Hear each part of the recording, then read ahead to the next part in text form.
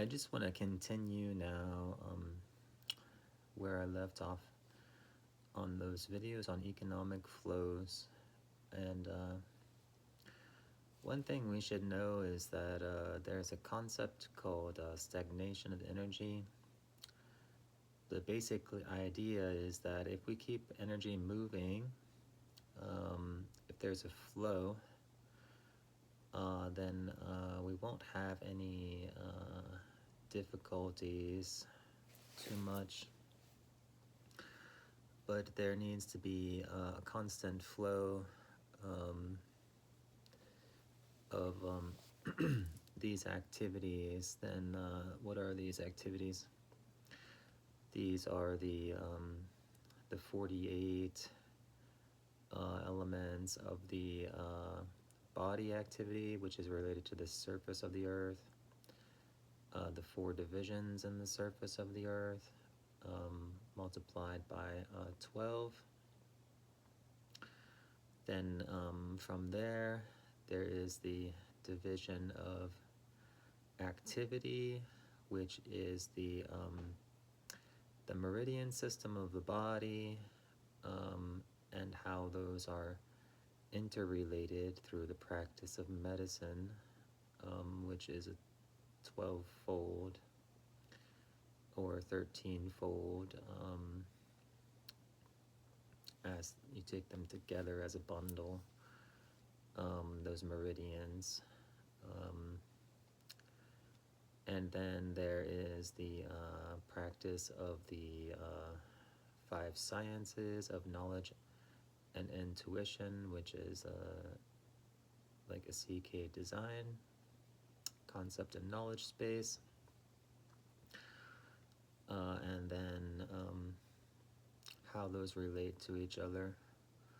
So there's always flow. For example, something very simple in terms of flow is the daily intake of food. And this is probably the simplest thing we can think of, because it's related to our energy level, and it's a basic limitation during the day of something like 2,000 calories or 2,500 calories. Whatever it might be for you, it could be different depending on if you're fasting or not.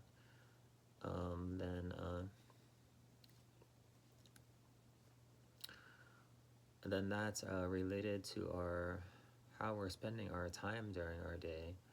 For example, somebody who is fasting, they might be doing a Nunye retreat. They're fasting from food and water.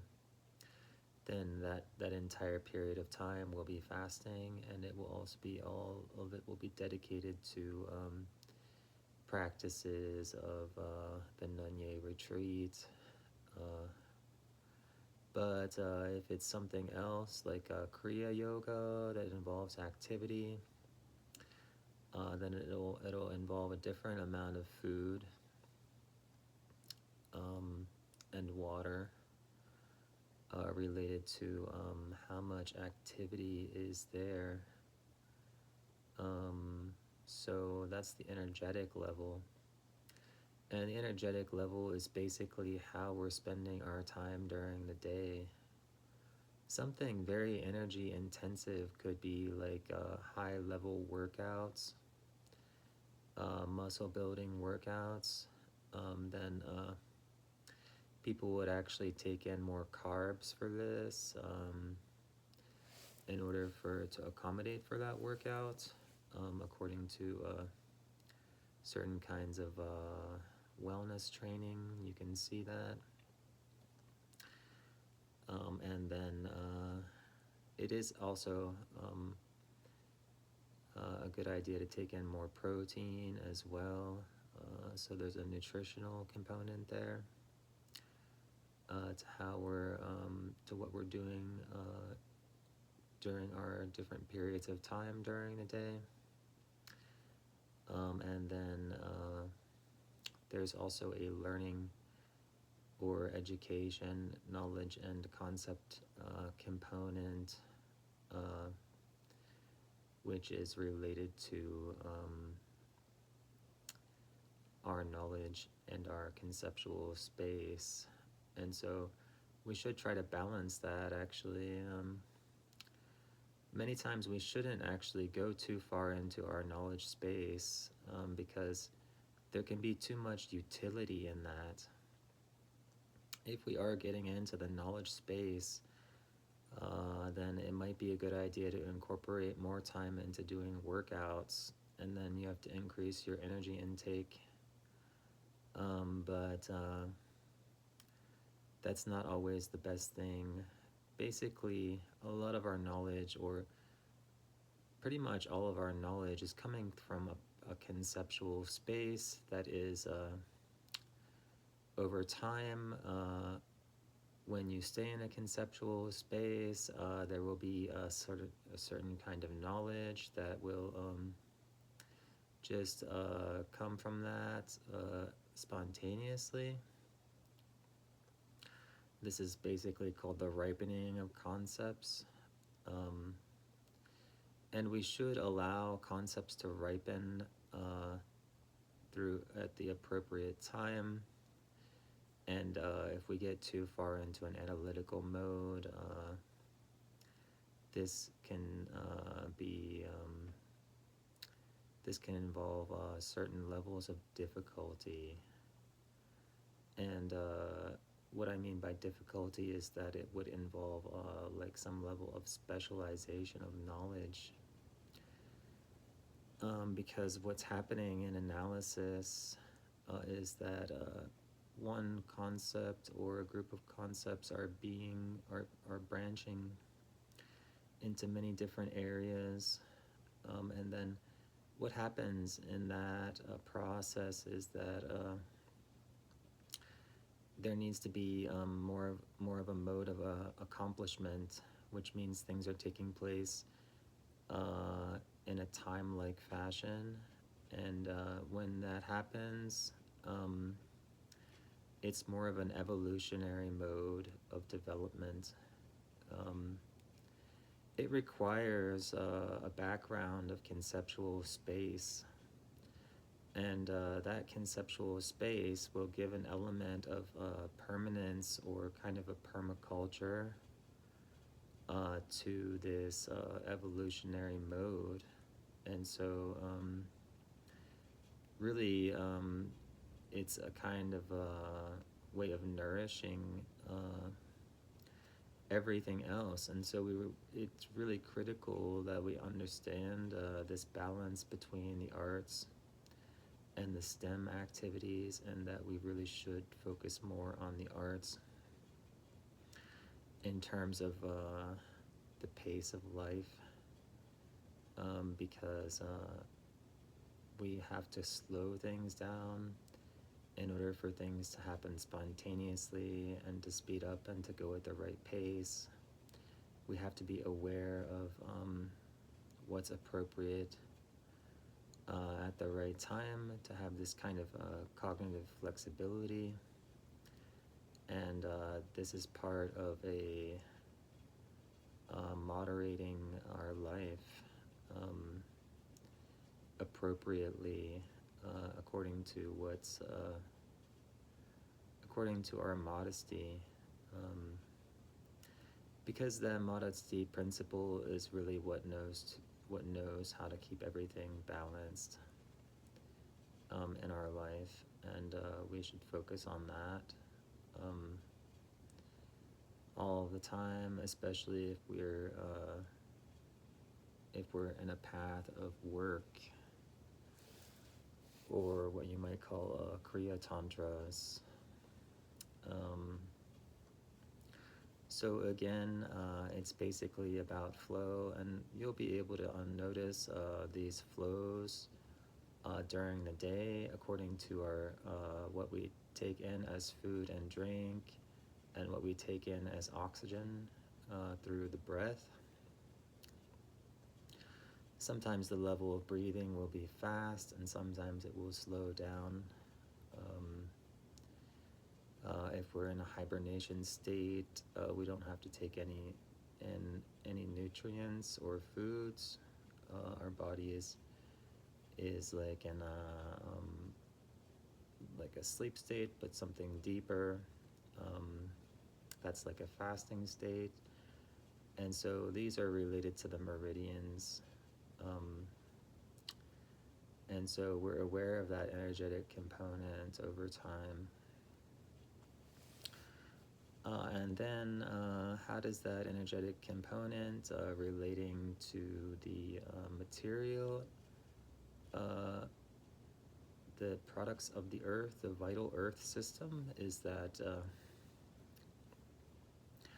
the earth system itself is then related to our chakras through the nutrient factor. And that basically happens through food, through liquids, through the processing of the air, and then there are the 5 basic necessities, which are food, water, clothing, and shelter. And then we can add to that the 5th one, which is kindness and care. And everything else that we have is covered under the kindness and care, which comes through the activities and the knowledge space, the concept knowledge space. And so we should know how these are related.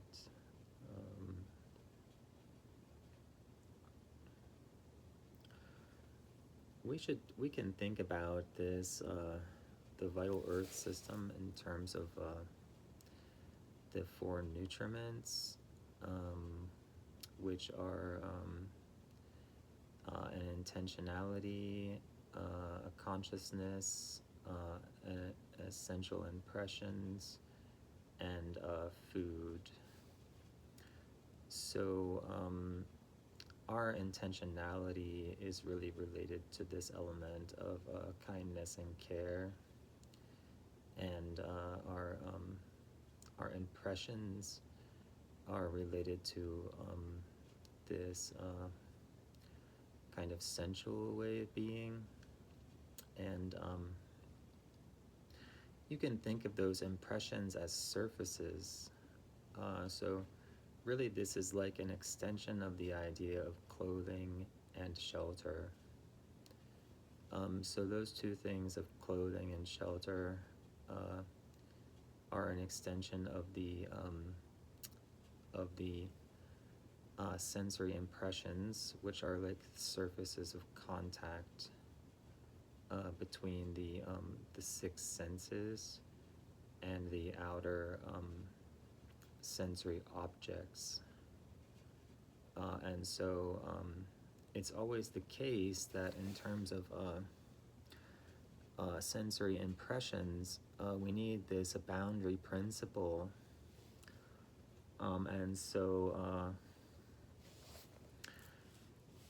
this boundary principle is related to our clothing and our shelter. And that becomes important at the level of these 18-year cycles. And so understanding these boundary principles of clothing and shelter, as well as any other form of boundedness or surfaces, will relate to these 18-year cycles, which are called Rahu cycles, and this is the basic way of relating to the Earth's surface, which is also a boundary. And so when you're talking about these boundaries, you have shelter, which is an environmental boundary, our clothing or skin, which is a personal boundary, and the Earth's surface, which is another kind of boundary. What is that boundary like? Well, we basically we're relating to it through food, and we're relating to it in other ways through materials and tool usage or technologies. And those technologies are always related to media. So we have to look at this interrelationship between the medias that we have, which are the languages which support knowledge, and the tool usage that is related to that, and that is related to the earth. This always requires a moral principle, and that moral principle is then related to our vital principle. So every time there's another step in technology, there has to be an equal step in a moral understanding of that technology. And what you say is that moral step in technology and understanding that technology is related to the wind element, which is, of course, our energetic element in our body. So throughout the course of history, we have seen the interrelationship between this energetic element in our body, which is always related to food. For example, when you see a rise in populism, it's always accompanied by some kind of technological progress. And what's happening there is that there's a call for a moralistic principle. There's a call for a moral principle and a moderating principle, because it's like a wake-up call. The food is always what we take into our body. How we nourish ourselves is always related to our internal meridians and our how we function at a medical level, a vital level, and our health and well-being.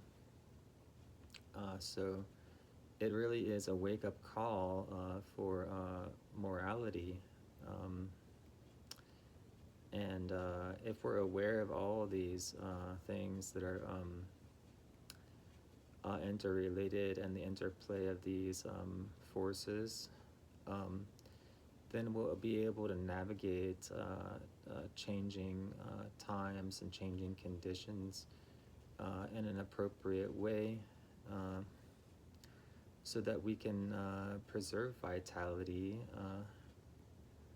in the whole earth, and in every place on earth. And so this is what this is about. So